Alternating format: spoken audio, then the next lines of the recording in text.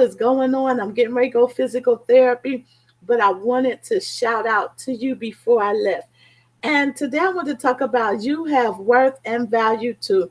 As I was thinking about the things that are associated with Christmas and all the things that we work towards and think about, and even those that are more sad than they are happy or whatever, I began to think about the amazing way that God showed worth and value, right? So you do know that when Jesus did come this first time, when he came, there had been 400 years of silence. God hadn't spoken, God hadn't done anything. And God shows up to a girl. Now, what was so important about the fact that he showed up to this little peasant girl was that at that time period, women or girls, they didn't have many rights, if any. They were not valued highly. They were considered property of their fathers until they became property of their husbands. Even the things that they said had little value was considered unreliable. They couldn't testify in a court of appeals. But isn't it amazing that God sees things so differently? He sent the angel to Mary, right? And he said, I want you to hear this. I want you to catch this. He said that she was highly favored of the Lord. And right out the gate, God gave Mary the assurance that he valued her, that she had worth and she had value, and that he really cared about it. And no wonder she went out and burst out and worship and doing what she did, because isn't it amazing to find out that you have worth and you have value? And I just wanted to speak to you today because some of you that are watching this, you are not in most of you watching this are not in the Americas. And so you don't really get caught up into the things that we do over here in our celebration of Christ's birth. But you are like Mary. You have sat there and you have been in a place where it's like, do I even matter? Does it even matter to me?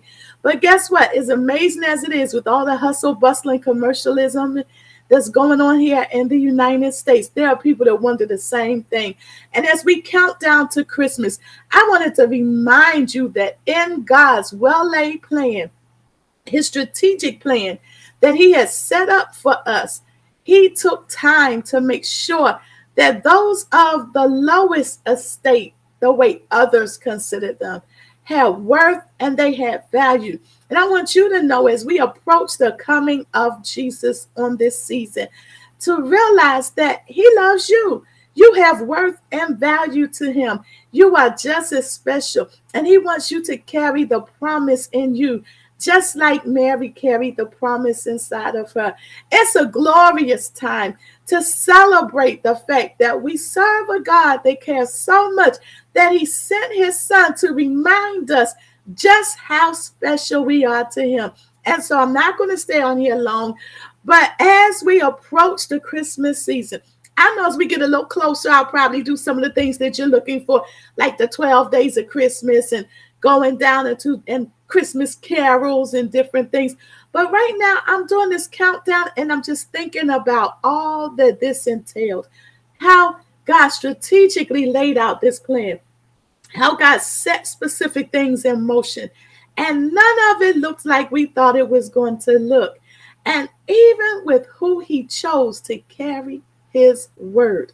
Do you realize that the first person selected to carry God's word was somebody who was deemed insignificant by society? Yes, Mary. And yes, I did say to carry his word because Mary carried the word in her womb. Oh, yes, she did. God picked her. And just like God picked her, God will pick you just to show the world that his son rests and resides in you. Well, that's it for today. I want you to have a great